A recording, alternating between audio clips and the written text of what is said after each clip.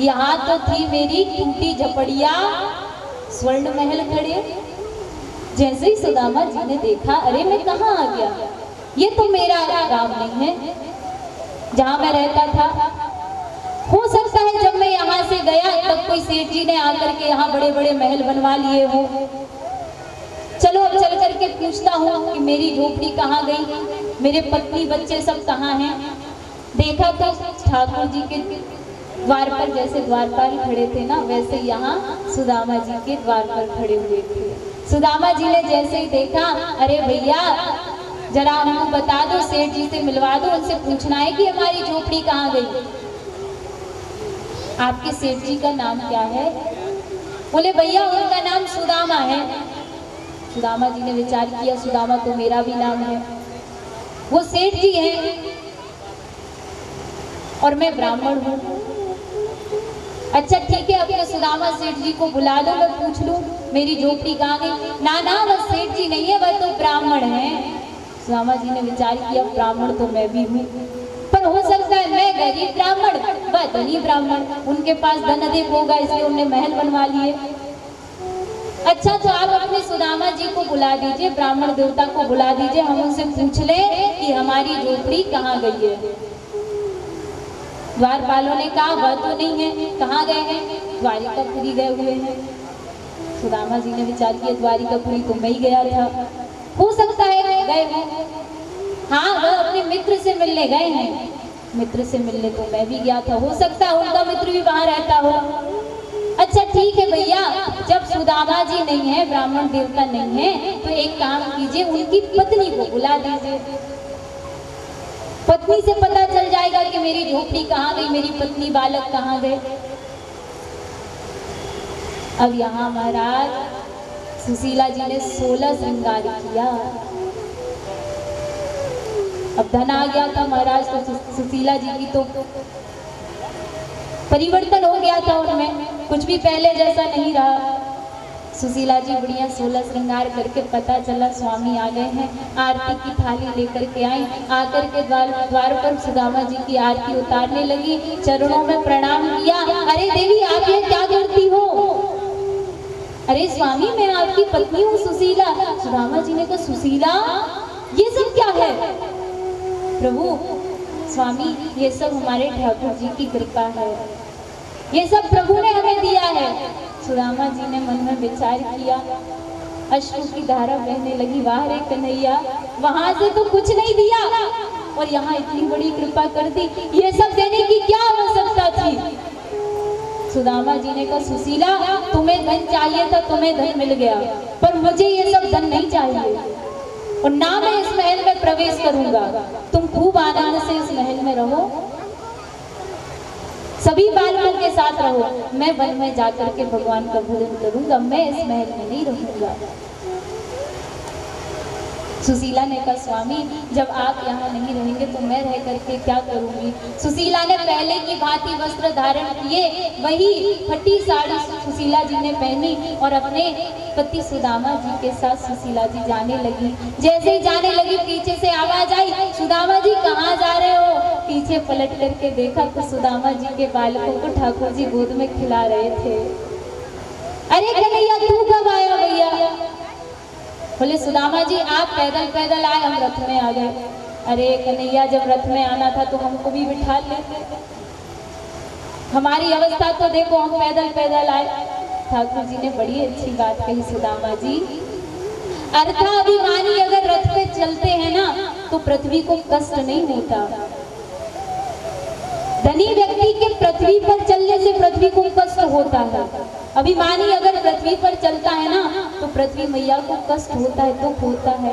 और जब आप जैसे संतों के चरण पृथ्वी पर पड़ते हैं ना तो जहां आपके चरण पड़ते हैं वहां तीर्थ स्थान बन जाता है।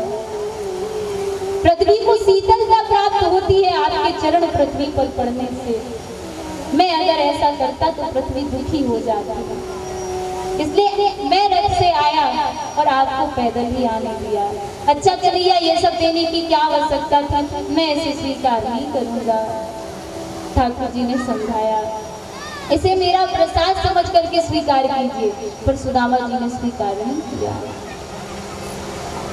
प्रभु ने सुदामा जी को दर्शन दिए। सुखदेव जी कहते राजन, दर्शन करके सुदामा जी भगवान की भक्ति में लीन हो गए और सुदामा जी ने भगवान के धाम को प्राप्त किया। बोले भक्तवत्सल भगवान की, भक्तवत्सल भगवान की। सुखदेव जी कहते राजन, तत्पश्चात द्वारिकाधीश ने, भगवान श्री कृष्ण ने, एक पौंड्रक नाम के व्यक्ति थे, राजा थे, जो अपने आप को विष्णु समझते थे कि मैं भगवान विष्णु हूँ, मैं भगवान हूँ, अपने आप को भगवान मानते थे, भगवान बनने का ढोंग करने लगे थे। प्रभु ने उनका उद्धार किया। जरासंध का वध भगवान ने भीमसेन के द्वारा करवाया।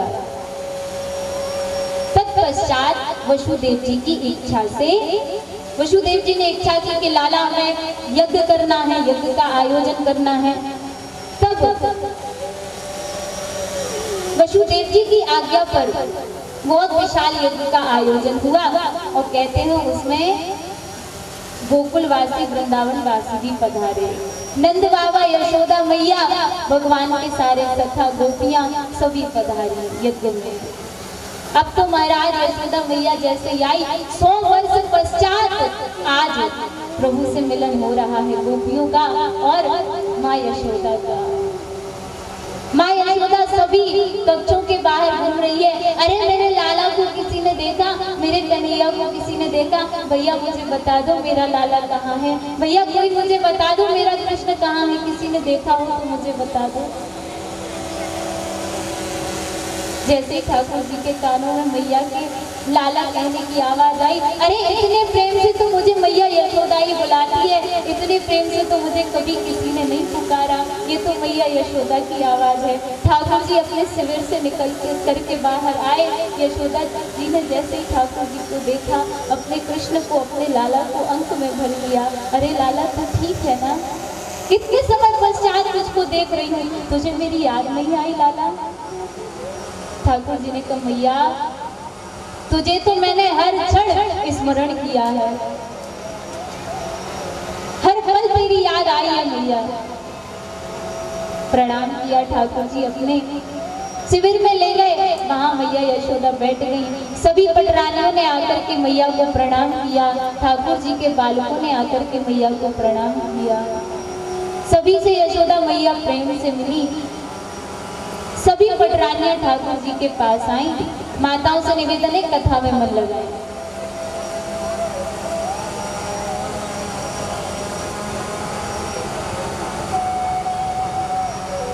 महाराज क्या होता है कि आप अगर बातें करती है ना, तो जो व्यक्ति कथा सुन भी रहा होता है उसको विघ्न होता है और वह ध्यान से सुन नहीं पाता, और आपको पता नहीं पर आपको इसका बहुत बड़ा अपराध लग जाता है।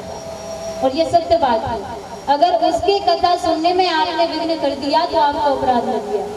इसलिए आप भी शांति से कथा सुने और सबको सुनने भी दें, किसी को विघ्न ना हो, इस बात का ध्यान रखें। क्या हुआ महाराज, पटरानियां ठाकुर जी के पास आई। प्रभु हमने सुना है कि राधा रानी भी पधारी हैं। ठाकुर जी ने कहा हाँ, राधा रानी आई हुई हैं। हमारी बड़ी इच्छा है, बड़ा मन है कि हम भी जाकर के राधा रानी से मिलें। अच्छा आप जाना चाहती हैं? बोली हाँ, बहुत इच्छा है कि श्री जी के दर्शन हम करें। ठाकुर जी ने कहा जाइए, प्रेम से जाइए, पर हाँ उनके लिए दुग्ध लेकर के जाइएगा। रुक्मणी जी ने कहा ठीक है। गरम गरम दूध रुक्मणी जी ने एक पात्र में लिया और सारी पटरानियां श्री जी के पास पहुंच गई, जहां श्री जी ठहरी हुई थी। जैसे पहली देवड़ी पर देखा, राधा रानी की दासियां खड़ी हुई थी। रुक्मणी जी ने चरणों में प्रणाम किया। श्री जी आपके दर्शन की प्रतीक्षा हमें कब से थी। दासियों ने कहा अरे देवी आप ये क्या करती हैं? अरे हम श्री जी नहीं हैं, हम तो उनकी दासियों की भी दासियां हैं। रुक्मणी जी ने मन में विचार किया, जब दासी इतनी सुंदर है, दासियां इतनी सुंदर है, तो श्री जी कितनी सुंदर होंगी। दूसरी देवड़ी पर पहुंची, यही विचार किया कि राधा रानी है। उनने भी कहा हम तो उनकी दासी हैं। 7 देवड़ी पार करनी थी महाराज। जब 7वीं देवड़ी पर पहुंची, अब तो रुक्मणी जी प्रणाम करने लगी, अश्रु की धारा बहने लगी। अरे श्री जी आपके चरणों में प्रणाम है। वहां ललिता विशाखा खड़ी हुई थी। अरे महारानी हम श्री जी नहीं है, श्री जी तो अंदर बैठी हुई हैं, आइए हम आपको उनके पास ले चलते हैं। ललिता विशाखा रुक्मणी जी को, अन्य पटरानियों को अंदर ले गई। देखा हजारों यूथ गोपियों के बैठे हुए थे और बीच में श्री राधा रानी बैठी हुई थी। कोई बनावट नहीं, कोई श्रृंगार नहीं, इतना तेज मुखमंडल पर दिव्य स्वरूप राधा रानी का। जैसे ही देखा रुक्मणी जी प्रसन्न हो गई, अश्रु की धारा बहने लगी, चरणों में प्रणाम किया। श्री जी हम आपके लिए यह दूध लेकर के आए हैं। श्री जी ने कहा महारानी जब से हमारे ठाकुर हमारे कन्हैया ब्रजमंडल को छोड़ करके गए हैं ना, तब से कभी मैंने दूध को स्पर्श नहीं किया। रुक्मणी जी विचार करने लगी, राधा रानी ने तब से कभी दूध को स्पर्श नहीं किया जब से ठाकुर जी यहाँ आए हैं। रुक्मणी जी के मुख से निकल गया, श्री जी ये ठाकुर जी ने ही, ये स्वामी ने ही आपके लिए भेंट स्वरूप भेजा है। जैसे ही राधा रानी ने सुना, गरम गरम दूध अपने हाथ में ले लिया और एक सांस में पूरा पान कर गई। कोई व्यर्थ की चर्चा नहीं, पटरानियों के मध्य और राधा रानी गोपियों के मध्य केवल कृष्ण चर्चा, कोई व्यर्थ की बात नहीं, केवल ठाकुर जी की चर्चा। सारी पटरानियां वापस आई, श्री जी के चरणों में बार बार प्रणाम करके। जैसे ही रुक्मणी जी प्रभु के शिविर में आई और देखा तो प्रभु के चरणों में छाले पड़े हुए थे। रुक्मणी जी ने कहा स्वामी आप कहीं बाहर गए थे क्या? आप कहीं बिना पादुका के गए थे क्या? तपती हुई भूमि पर गए थे क्या? ठाकुर जी ने कहा नहीं मैं तो कहीं नहीं गया। फिर आपके चरणों में ये छाले कैसे पड़ गए? ठाकुर जी ने कहा ये सब आपकी कृपा है। मेरी कृपा? मैंने क्या किया? अरे आप जो गरम गरम दूध राधा रानी को पिला करके आई है ना, राधा रानी के हृदय में मेरे चरणों का वास है। जब राधा रानी ने गरम गरम दूध पिया ना तो अपने आप मेरे चरणों में छाले पड़ गए और मेरे हृदय में राधा रानी के चरणों का वास है। रुक्मणी जी तो धन्य हो गई महाराज, ऐसे प्रेम को देख करके गदगद हो गई, प्रसन्न हो गई। सुखदेव जी कहते हैं राजन यज्ञ समाप्त हुआ, सभी आकर के ठाकुर जी से मिले और मिलकर के प्रभु से कहा अब हमें जाना चाहिए और सभी वृंदावन गोकुल को प्रस्थान कर गए, गोपियों सहित सभी प्रस्थान कर गए। सुखदेव जी कहते हैं राजन प्रभु की लीला पूर्ण हो चुकी है। आकर के देवताओं ने प्रभु से प्रार्थना की प्रभु जिस कार्य को करने के लिए आप आए थे ना, आपका अवतार हुआ था, आपका वह कार्य पूर्ण हो चुका है। अब आप कब अपने धाम को पधारेंगे? हम सब आपकी प्रतीक्षा कर रहे हैं, आप अपने धाम को आइए। प्रभु ने कहा कार्य तो पूर्ण हो चुका है, पृथ्वी का भार हटाने के लिए आए थे, पर अभी सबसे बड़ा भार तो हमारा यदुवंशी बना हुआ है। महाराज यदुवंश बहुत बड़ा था, ठाकुर जी का परिवार, जब तक ये समाप्त नहीं होता पृथ्वी का भार कम नहीं होगा।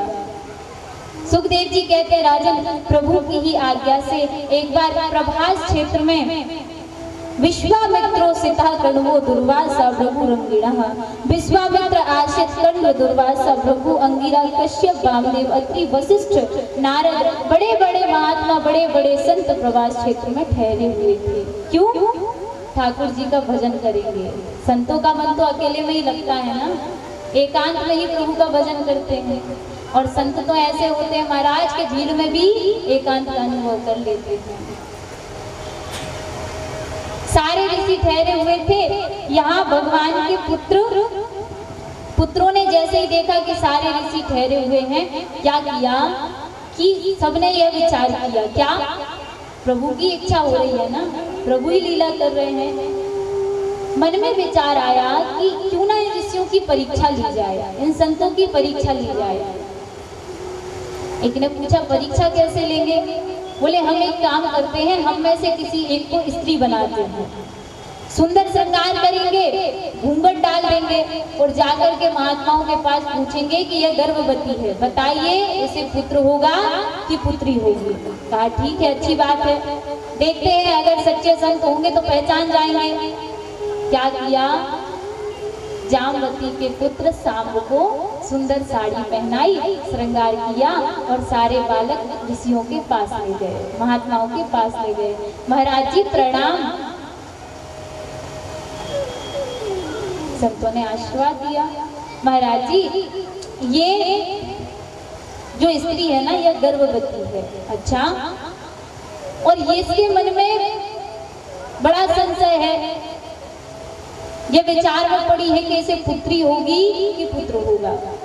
अच्छा, संतों ने जैसे ही सुना सारी बात समझ गए, क्रोध आ गया, हमारी परीक्षा लेने आए हो, ये सामर्थ्य तुम्हारी, जाओ श्राप देते हैं, इसके गर्भ से एक लोहे का मूषल पैदा होगा और उससे तुम्हारे वंश का नाश हो जाएगा, सारा तुम्हारा यदुवंश समाप्त हो जाएगा।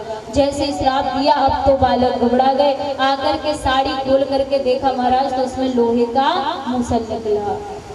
बालकों ने डर करके उस मूसल को बहुत पत्थर से कुचल दिया, चूर्ण बना दिया उसका और बना करके एक समुद्र में फेंक दिया।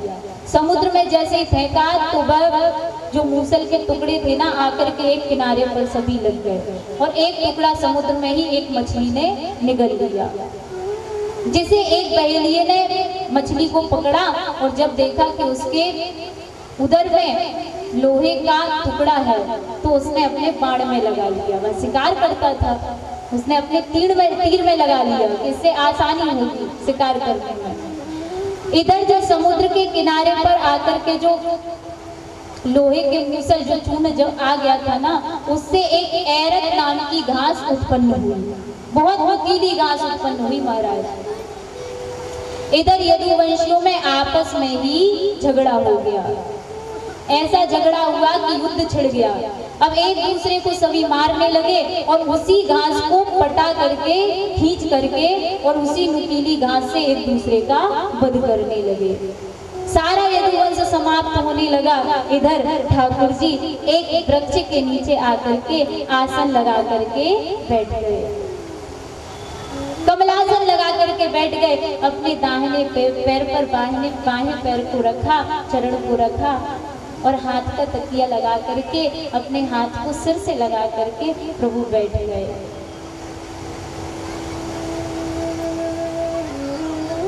इधर वह बहेलिया आया और उसने ठाकुर जी के चरण को जैसे ही देखा उसे लगा कि शायद यह हिरण का मुख है। ठाकुर जी के तलवे को जैसे ही देखा उसे लगा कि ये ठाकुर जी का ये किसी हिरण का मुख है। उसने तीर चला दिया, पास में आकर के देखा प्रभु के चरणों में गिर पड़ा। अरे प्रभु ये मुझसे क्या हो गया, मुझे क्षमा कर दीजिए। ठाकुर जी ने कहा इसमें तुम्हारी कोई गलती नहीं, ये तो मेरी ही लीला है और ये तो तुमने अपना बदला लिया है। कहते हैं कि वह जो बहेलिया था वह बाली का ही अवतार था। प्रभु ने बाली का छुप करके वध किया था ना, आज उसने अपना बदला लिया। ऐसा भी एक प्रसंग आता है।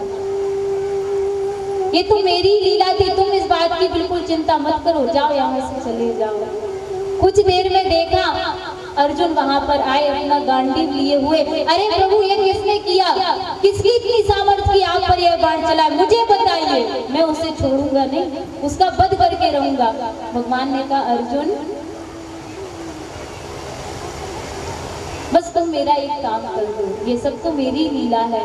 जो द्वारिका में मेरी पटरानियां हैं ना उनको यहाँ से ले जाओ और ले जा करके वृंदावन में राधा रानी की शरण में छोड़ दो। अर्जुन ने कहा प्रभु आपको छोड़ करके मैं कैसे जाऊं, मैं आपको अकेले नहीं छोड़ सकता। ठाकुर जी ने कहा मेरी आज्ञा का पालन करो, जाओ सारी पटरानियों को ले जा करके राधा रानी की शरण में छोड़ दो। सुखदेव जी कहते राजन अर्जुन यहाँ रथ में बिठाल करके पटरानियों को ले जा रहे थे कि ठाकुर जी ही बीलों का रूप धारण करके आए और अपनी सभी पटरानियों का हरण करके ले गए। दारूक नाम के सारथी का आना हुआ। प्रभु ये क्या हो गया, किसने आपकी ऐसी दिशा की, किसने आपको तीर मारा? प्रभु ने कहा दारूक, मैंने कभी तुमको अपना सारथी नहीं माना, मैंने तो हमेशा तुमको अपना मित्र समझा है। मेरे अंतर ध्यान होने के पश्चात द्वारिका समुद्र में विलीन हो जाएगी, इसलिए दो चार जो भी यदुवंशी बचे हुए हैं ना, उनको जाकर के बोलो कि तुरंत मथुरा प्रस्थान कर जाएं। दारूक वहां से चले गए। उद्धव जी का आना हुआ, प्रभु आप जा रहे हैं, मैं कैसे रहूंगा? सुखदेव जी कहते हैं राजन, उद्धव जी को प्रभु ने उपदेश किया है,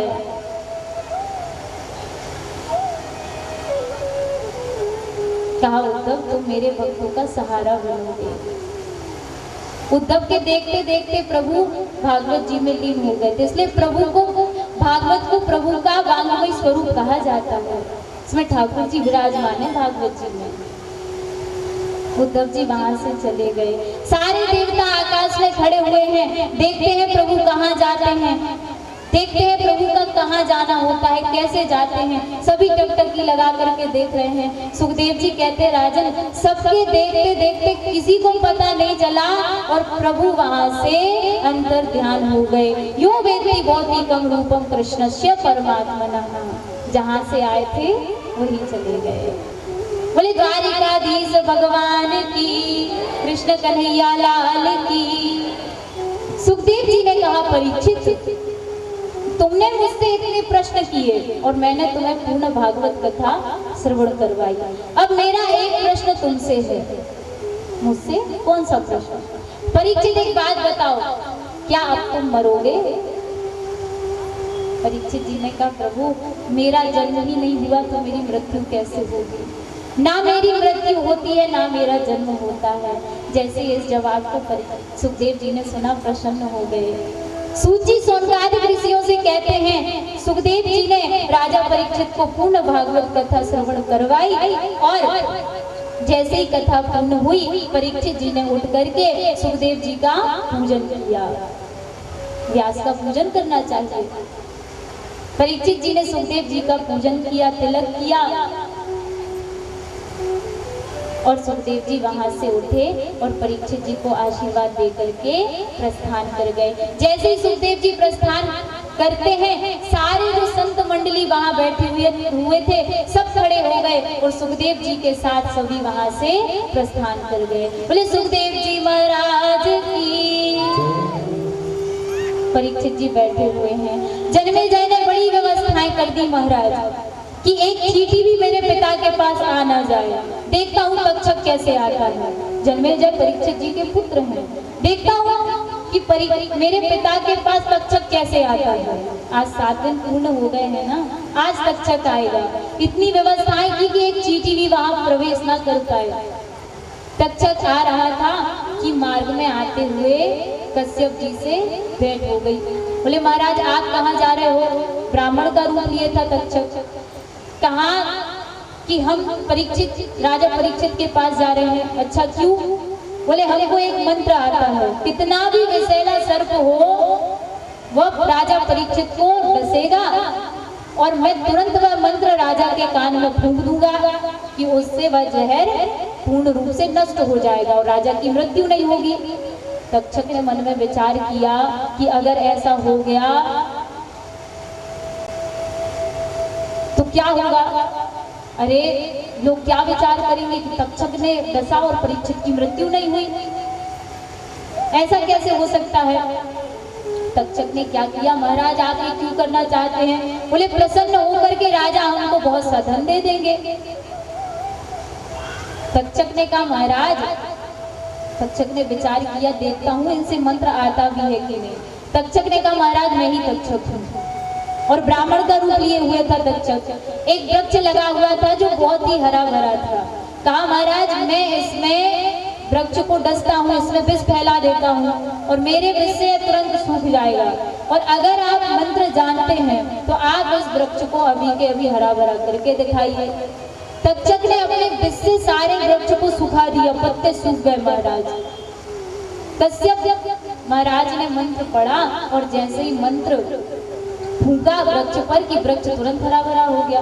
अब तो तक्षक को चिंता हो गई, बोले महाराज आपको धन चाहिए ना, इस वृक्ष के नीचे बहुत सा धन है, आप वह धन लेकर के यहाँ से प्रस्थान कीजिए।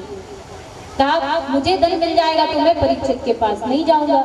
कश्यप जी को बहुत सा धन मिल गया महाराज। तक्षक ने विचार किया ये सही है। तक्षक जैसे ही राजा परीक्षित के पास आया, देखा तो यहाँ तो प्रवेश करने का कोई मार्ग ही नजर नहीं आता। तब क्या हुआ महाराज कि वहां बहुत से पुष्प, राजा परीक्षित आज अपने प्राणों का त्याग करने वाले हैं ना, आज तक्षक आकर के उनको डसेगा। बहुत सारे पुष्प डलियों में भर करके राजा परीक्षित के पास जा रहे थे।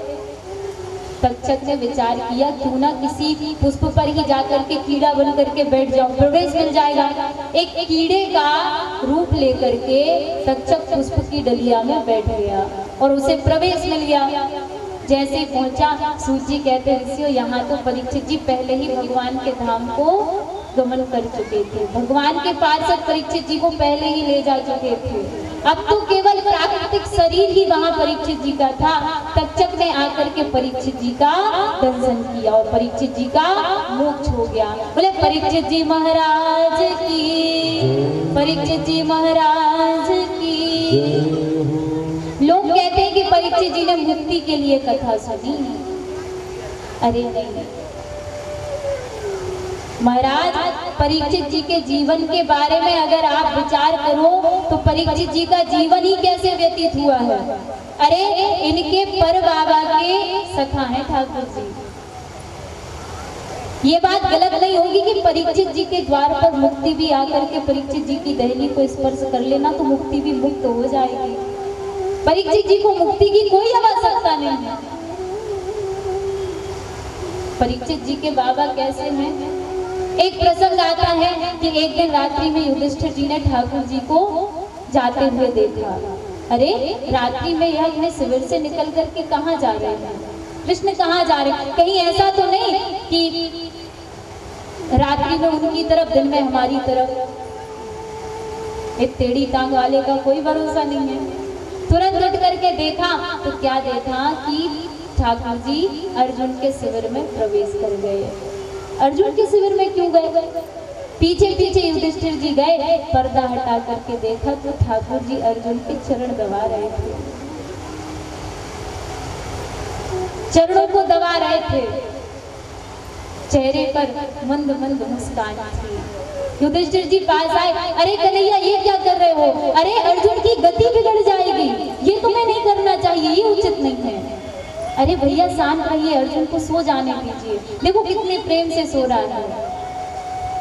अरे नहीं नहीं कन्हैया, अर्जुन की गति बिगड़ जाएगी, ये तुम्हें नहीं करना चाहिए, तुम ये कर क्यों रहे हो? बोले ठाकुर जी हाथ पकड़ करके युधिष्ठिर जी का अर्जुन के मुख के पास ले गए। कहा आप इसके मुख से सुनिए क्या निकल रहा है। तो अर्जुन के मुख से निकल रहा था जय श्री कृष्ण, जय श्री कृष्ण, जय श्री कृष्ण।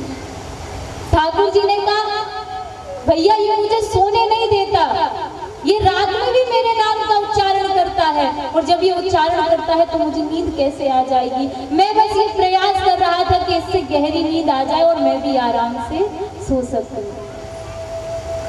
जिसका बाबा ठाकुर जी का इतना बड़ा भक्त है उसको मुक्ति की आवश्यकता हो सकती है भला? कहते हैं कि जब ब्रह्मास्त्र चलाया था ठाकुर जी ने आकर के हमेशा पांडवों की रक्षा की। युद्ध हुआ कौरवों से, प्रभु ने आकर के रक्षा की, स्वयं सारथी बन गए अर्जुन के। जब परीक्षित जी गर्भ में थे और उत्तरा पर जब अश्वत्थामा ने ब्रह्मास्त्र चलाया तब प्रभु ने परीक्षित जी की रक्षा की। तो आज क्या हो गया? आज जब परीक्षित जी को श्राप लगा तो प्रभु ने आकर के परीक्षित जी को क्यों नहीं बचाया? क्यों उनकी रक्षा नहीं की? क्यों नहीं आए? तो कहते हैं कि उस समय अस्त्र चला था, तो अस्त्र से ही ठाकुर जी ने परीक्षित जी की रक्षा की थी। इस बार ब्राह्मण के मुख से वचनास्त्र चला है, ब्रह्मास्त्र नहीं चला, वचनास्त्र चला है। तो इस बार ठाकुर जी स्वयं सुखदेव जी के रूप में आ गए अपने परीक्षित की रक्षा करने, और ऐसी दिव्य कथा सुनाई महाराज, ऐसी भागवत कथा श्रवण करवाई कि परीक्षित जी की मुक्ति हो गई। परीक्षित जी ने मुक्त होने के लिए कथा नहीं सुनी। परीक्षित जी कथा के प्रति जिज्ञासु थे कि मुझे कथा श्रवण करने मिले, मुझे ठाकुर जी की लीलाएं श्रवण करने के लिए मिले, ये उनके मन में इच्छा थी। इसलिए परीक्षित जी ने कथा श्रवण की। परीक्षित जी का मोक्ष हुआ। सूत जी कहते हैं ऋषियों, जैसे बहने वालों में गंगा श्रेष्ठ है ना, वैसे ही पुराणों में श्रीमद् भागवत कथा सबसे श्रेष्ठ है। आइए भागवत के अंतिम श्लोक का हम आप सभी गान करते हैं। एक बार मैं बोलूंगी, एक बार आप सभी बोलेंगे।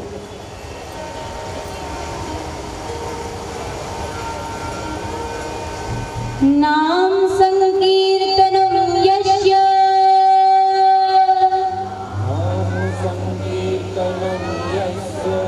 सभी की आवाज आनी चाहिए। नाम संकीर्तनम यस्य, नाम संकीर्तनम यस्य, सर्व पाप प्रणाशनम,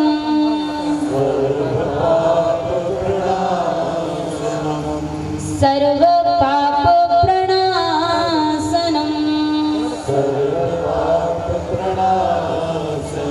प्रणामो दुख समन, प्रणामो दुख समन, प्रणामो दुख समन, प्रणामो दुख समन, तम नमामि हरिं परम, तम नमामि हरिं परम, तम नमामि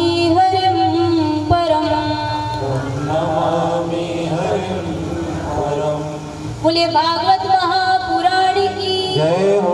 भागवत में अंत में भागवत की पुनरावृत्ति का वर्णन है, जिसे आप सभी श्रवण करें। कहते हैं जो पुनरावृत्ति का श्रवण करते हैं ना, अगर 7 दिन में उन्होंने कथा श्रवण नहीं भी कर पाई है ठीक से, और इसका जो श्रवण कर ले तो उनको कथा का पूर्ण फल प्राप्त होता है। प्रथम स्कंद में 19 अध्याय है। इनमें व्यास नारद संवाद, पांडव कथा, भीष्म पितामह का निर्वाण, पांडवों की दिग्विजय, कली का दमन, समीक ऋषि की कथा, परीक्षित का राज्य त्याग कर गंगा के तट पर आना, सुखदेव स्वामी जी का आगमन। द्वितीय स्कंद में 10 अध्याय हैं। इसमें योग द्वारा शरीर, ब्रह्म और नारद संवाद, विराट रूप दर्शन, मुक्ति के भेद, नारायण द्वारा ब्रह्मा जी को चतुश्लोकी भागवत सुनाना, महापुराण के लक्षणों का वर्णन। तृतीय स्कंद में 33 अध्याय हैं। इसमें विदुर उद्धव मिलन, विदुर मैत्रेय मिलन, ब्रह्मांड की उत्पत्ति, काल की गति, ब्रह्मा की उत्पत्ति, मनु शतरूपा का जन्म, हिरण्याक्ष का वध, देवहूति को भक्ति तथा सांख्य योग का उपदेश कपिल देव जी के द्वारा। चतुर्थ स्कंद में 21 अध्याय है। सती चरित्र वीरभद्र द्वारा, यज्ञ विध्वंस, ध्रुव चरित्र, वैन चरित्र, पृथु चरित्र, पृथु द्वारा यज्ञ, यज्ञ में ब्रह्मा जी तथा नारायण भगवान का प्रादुर्भाव, पुरंजनोपाख्यान।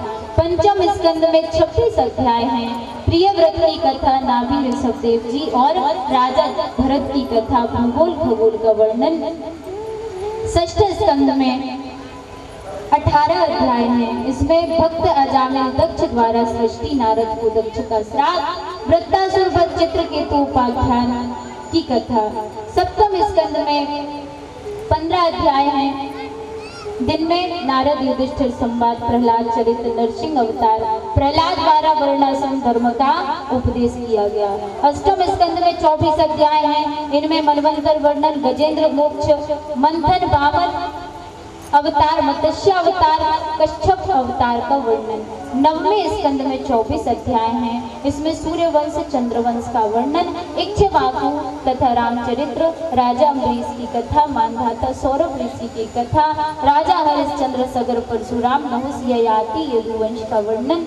10वें स्कंद में 80 अध्याय हैं। कृष्ण जन्म, पूतना वध, सप्तासुर वध, तृणाव्रत वध, दावानलपान, कालिया मर्दन, वेणु गीत, गोवर्धन लीला, मथुरा गमन, दर्जी और माली पर कृपा, धनुष भंग, कुवलिया पेड़ का वध, चारों मुष्टिक वध, कंस वध, काल यवन वध, द्वारिका गमन, रुक्मणी हरण, मणि चोरी, कृष्ण विवाह प्रद्युम्न जन्म, संबकासुर वध, भौमासुर का वध, बाणासुर युद्ध, नग राजा की कथा, बलराम जी का ब्रजगमन, शिशुपाल का वध, अग्र पूजा, सुदामा चरित्र।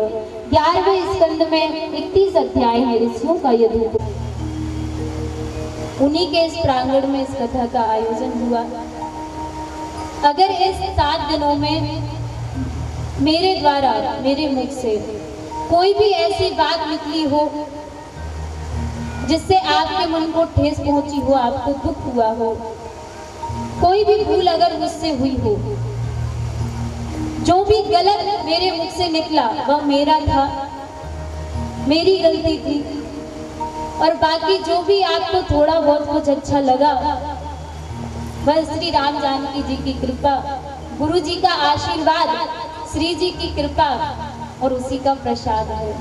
और उनकी कृपा से आज आप सबको कथा श्रवण करवा पा रहे हैं। मेरी क्या सामर्थ्य कि मैं भगवान की कथा का वर्णन करूं। ये तो उनकी थोड़ी बहुत कृपा है कि उनके गुणगान को हम गा लेते हैं। मेरी वाणी में इतना सामर्थ्य कहाँ कि प्रभु के चरित्र, प्रभु की लीलाओं का वर्णन कर पाऊं। सभी ने कथा में सहयोग देकर के इस कथा को सफल बनाया। सहयोग केवल धन का नहीं होता महाराज। हाँ, धन का खर्च जो व्यय हुआ है वह तो साहू परिवार ने किया ही है, पर आप सभी ने किस चीज का सहयोग किया? आप सभी ने अपने समय का सहयोग दिया है इस कथा में। आपने जो समय निकाला है ना कथा श्रवण करने के लिए, आप सभी के समय का सहयोग हुआ है इस कथा में। भगवान से प्रार्थना है कि आप सभी के घर में ठाकुर जी की कृपा बनी रहे, लक्ष्मी जी की कृपा बनी रहे, प्रभु का आशीर्वाद आप सबके ऊपर इसी प्रकार बना रहे। सभी ऐसे ही ठाकुर जी की कथा को श्रवण करते रहें। कथा किसी एक के सहयोग से थोड़ी हो पाती। ऐसे दिव्य आयोजन में तो महाराज सभी का कुछ ना कुछ सहयोग रहता है। मंचासीन दाएं तरफ विराजे हुए मूल पाठ का वाचन प्रातःकाल सुनाने वाले अपनी मधुर आवाज में चाचा जी आचार्य श्री नरेंद्र शास्त्री जी, कर्मकांड के द्वारा इस कथा को सजाने वाले महाराज श्री आकाश शुक्ला जी, व्यासपीठ की तरफ से इनको बहुत बहुत धन्यवाद। आशीर्वाद ठाकुर जी से प्रार्थना कि इन पर वह अपना आशीर्वाद बनाए रखें, घर में मंगल होते रहें, ठाकुर जी की इन पर कृपा बनी रहे। आदरणीय दादाजी, जिनके अथक प्रयास और पूरी मेहनत से, जिनके आशीर्वाद से आज मैं आप सभी को कथा श्रवण करवा पा रही हूँ, ये सब इन्हीं का ही प्रयास है। इनको हृदय से बहुत बहुत धन्यवाद, जिन्होंने आज इस काबिल बनाया कि आप सभी को कथा श्रवण करवा पा रहे हैं। बाएं तरफ विराजमान संगीत वाले भैया लोग, जिन्होंने कथा को पूर्ण रूप से सजाया, रसमयी बनाया, अपने मधुर संगीत की सेवा दी। श्री भरत भैया, हरिओम भैया, अजय भैया, सूरज भैया, इन सभी को व्यासपीठ की तरफ से धन्यवाद। और ठाकुर जी से प्रार्थना की ठाकुर जी इन पर ऐसे ही कृपा बनाए रखें, ये हमेशा ठाकुर जी के ऐसे ही भजन गाते रहें और ठाकुर जी का इनके ऊपर आशीर्वाद ऐसे ही बना रहे, इनके घर पे ठाकुर जी की कृपा बरसती रहे, ऐसी प्रभु से प्रार्थना है। आयोजक परिवार, साहू परिवार, बहुत मेहनत की, जिन्होंने इन्होंने हमसे जनवरी में कहा था, पर तब कोरोना भी आ गया था, तो हमने कहा थोड़ा प्रतीक्षा कीजिए, देखते हैं अब कब समय बन पाता है। और कहते हैं कि जब तक प्रभु की इच्छा नहीं होती तब तक कुछ नहीं हो सकता। फिर इसके पहले भी हमारी कथा थी, तब वहाँ की कथा हुई ना जो 2 अप्रैल से थी, तब हमें पता नहीं था कि यहाँ कथा होनी भी है। वो तो पता नहीं कैसे ठाकुर जी की इच्छा से तुरंत दिन का मन बन गया और कृपा से भगवान की यहाँ 10 तारीख से कथा रखी। हमें भी थोड़ा लगा कि अब यहाँ कथा करेंगे, 10 को ही हमें वापस आना था वहाँ से, फिर हमने कहा यहाँ कैसे, फिर वहाँ से जैसे तैसे 12-1 बजे वापस आए और 2-3 बजे से यहाँ कलश यात्रा थी। पर ठाकुर जी की कृपा से सब बढ़िया से हो गया, उनकी इच्छा से। साहू परिवार ने बड़ी मेहनत की। कथा श्रोता महेंद्र साहू जी, इनके पिताजी श्रोता, उन्हीं को वही थे ना, उनका ही नाम लिखा था कार्ड में, मुख्य यजमान है। पर उन्होंने कहा कि मेरा जो कुछ भी है वह सब मेरे बालक ही है, मेरी संतान ही है, और मैं चाहता हूँ कि मेरे बहू लड़का ही कथा में बैठे। ये बात भी बड़ी अच्छी लगी उनकी। और महाराज हमारे परीक्षित जी भी हमें पहली बार ऐसे मिले। पहली बार का मतलब है कि इतनी कम उम्र जिनकी। महाराज कोई व्यक्ति अगर कथा सुनने का विचार करता है तो विचार करता है कि पहले पुत्रों का विवाह हो जाए, फ्री हो जाए, बिल्कुल हम हर कार्य से निवृत्त हो जाए, तब कथा सुनेंगे। पर ये इनकी इच्छा से नहीं, ये ठाकुर जी की कृपा से हुआ है। न जाने इनके कौन से पूर्व जन्म के भाग्यों का उदय हुआ है, इतनी कम उम्र में इनने कथा श्रवण की। और भाभी जी का तो ऐसे मन लगा महाराज कि हमारी तरफ देखा तो और कहीं देखा ही नहीं, ऐसे कथा श्रवण की। दोनों ने बड़े ही आनंद से कथा सुनी, बड़े ही प्रेम से कथा सुनी। राजा भैया, भाभी जी, लकी भैया, गोलू भैया, पूरा साहू परिवार, आगे बैठी माताएं साहू परिवार की, सभी ने बड़ी मेहनत की, जिससे आज ये कार्य सफल हो पाया। धर्मेंद्र गुप्ता जी, उनका पूरा परिवार, जिन्होंने कथा में बड़ा सहयोग किया। माता जी आगे बैठी हुई हैं। गुप्ता परिवार को बहुत बहुत व्यासपीठ की ओर से धन्यवाद।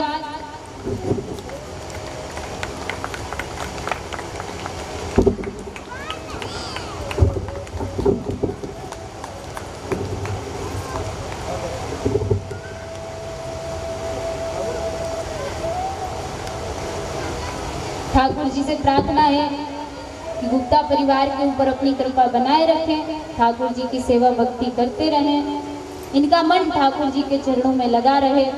टेंट वाले भैया जिन्होंने ठाकुर जी से प्रार्थना की, इन पर अपनी कृपा बनाए रखे, ठाकुर जी की कृपा इन पर बरसती रहे, ऐसे ही इनका मन ठाकुर जी के चरणों में लगा रहे।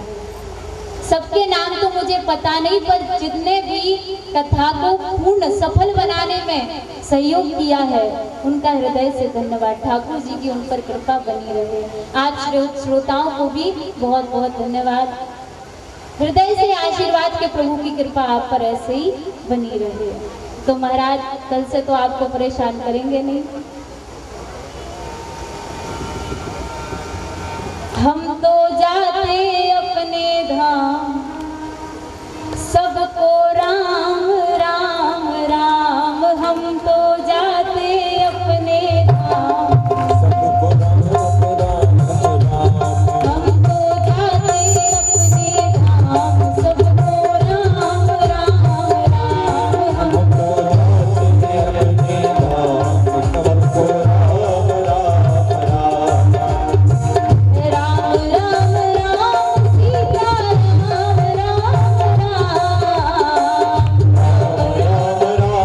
राम राम। राम राम सीता राम राम राम। राम राम राम सीता राम राम राम। राम राम राम सीता राम राम राम। हम तो जाते अपने धाम, सबको राम राम राम। हम तो जाते अपने धाम, सबको राम राम राम। हम तो जाते अपने धाम, सबको राम राम राम। हम तो जाते अपने धाम, सबको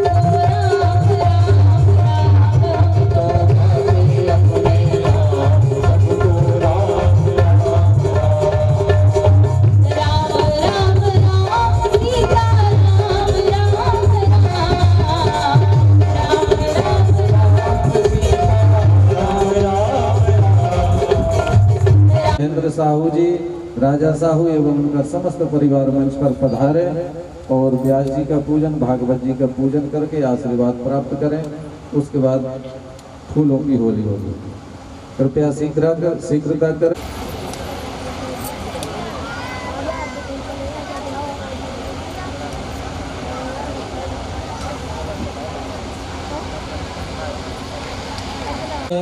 प्रणत क्लेशनाशाय गोविन्दाय नमो नमः। नारायणं नमस्कृत्य नरं चैव नरोत्तमं देवी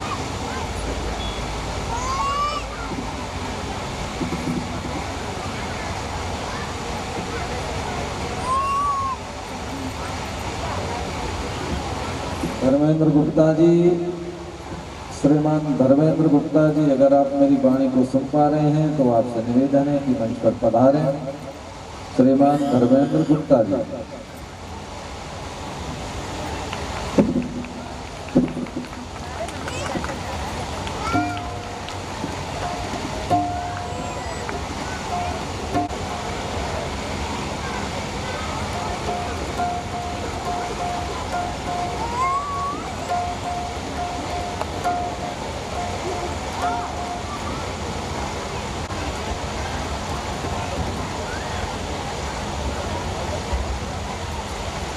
पधारे हुए समस्त श्रोता महानुभावों का सायु परिवार आभार व्यक्त करता है।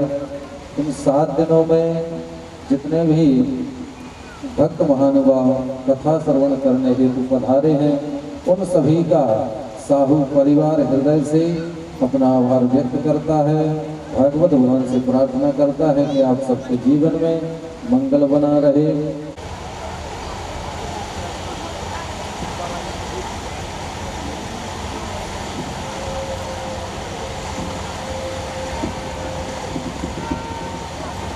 पूरा होने के बाद ठीक 12 बजे भागवत भगवान की महाप्रसादी भंडारा तो साहू परिवार आप सभी से विनम्र प्रार्थना करता है, आग्रह करता है, निवेदन करता है कि आप सभी महाप्रसादी भंडारा का प्रसाद पाने हेतु